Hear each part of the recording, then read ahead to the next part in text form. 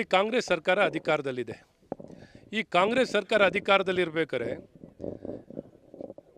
ಸರ್ಕಾರ ಇರೋದು ಕಾಂಗ್ರೆಸ್, ಅಧಿಕಾರಿಗಳು ಅವರ ಅಡಿಯಲ್ಲಿದ್ದಾರೆ. ಇವತ್ತು ಲೋಕಸಭಾ ಚುನಾವಣೆಯಲ್ಲಿ ರಿಟರ್ನಿಂಗ್ ಆಫೀಸರ್ ಆಗಿರೋರು ಯಾರು?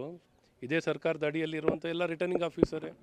ಮತದಾರ ಪಟ್ಟಿ ನೋಂದಾಯಿಸೋರು ಯಾರು? ಇವರ ಅಡಿಯಲ್ಲಿರೋರೆ. ಸಾಕ್ಷಿ ಯಾರ ಹತ್ರ ಇದೆ ಅಂತ ಹೇಳ್ತಾ ಇದ್ದಾರೆ? ರಾಹುಲ್ ಗಾಂಧಿ ಹತ್ರ ಇದೆ ಅಂತ. ಇಲ್ಲಿ ಆಡಳಿತ ಮಾಡ್ತಿರೋರು ಮುಖ್ಯಮಂತ್ರಿ ಯಾರು? KPCC ಅಧ್ಯಕ್ಷರು ಯಾರು? ಇವ್ರ ಹತ್ರ ಸಾಕ್ಷಿ ಇರಲಿಲ್ವಾ? ಅದಕ್ಕೆ ರಾಹುಲ್ ಗಾಂಧಿನೇ ಬೇಕು. ಪಾರ್ಲಿಮೆಂಟ್ ನಡೀತಾ ಇದೆ, ಪಾರ್ಲಿಮೆಂಟ್ ಯಾವಾಗ ನಡೀತಿರಲ್ಲ ಆಗ ಬೇಕು, ಪಾರ್ಲಿಮೆಂಟ್ ನಡೆಸಬೇಕು, ನಮ್ಮ ಮಾತಾಡಲಿಕ್ಕೆ ಅವಕಾಶ ಬೇಕು ಅಂತ ಕೇಳ್ತಿರ್ತಾರೆ. ಇವತ್ತು ಯಾಕೆ ಇದನ್ನು ಪಾರ್ಲಿಮೆಂಟ್ನಲ್ಲಿ ಪ್ರಸ್ತಾಪ ಮಾಡಿಲ್ಲ? ಏನು ಈ ಮತದಾರರ ಪಟ್ಟಿಯಲ್ಲಿ ಗೊಂದಲ ಇದೆ, ನಕಲು ಇದೆ ಅಂತ ಏನು ಹೊರಗೆ ಹೇಳ್ತಿದ್ದಾರೋ ಈ ವಿಚಾರವನ್ನು ಪಾರ್ಲಿಮೆಂಟ್ನಲ್ಲೇ ಪ್ರಸ್ತಾಪ ಮಾಡ್ಬೋದಿತ್ತು, ಮಾಡ್ತಿಲ್ಲ.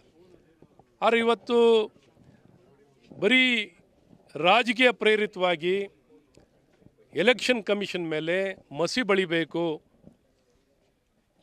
ಅಥವಾ ಸಂವಿಧಾನಕ್ಕೆ ಅಗೌರವವನ್ನು ತೋರಿಸಬೇಕು ಅನ್ನೋಂಥ ಉದ್ದೇಶದಲ್ಲಿ ಇವತ್ತು ಕಾಂಗ್ರೆಸ್ಸು ವರಿಷ್ಠರು, ವಿಶೇಷವಾಗಿ ರಾಹುಲ್ ಗಾಂಧಿಯವರು ಮತ್ತು ಸಿದ್ದರಾಮಯ್ಯನವರ ಈ ಸರ್ಕಾರ ಇಂಥ ಕೀಳು ಮಟ್ಟದ ರಾಜಕೀಯವನ್ನು ಮಾಡ್ತಿದ್ದಾರೆ.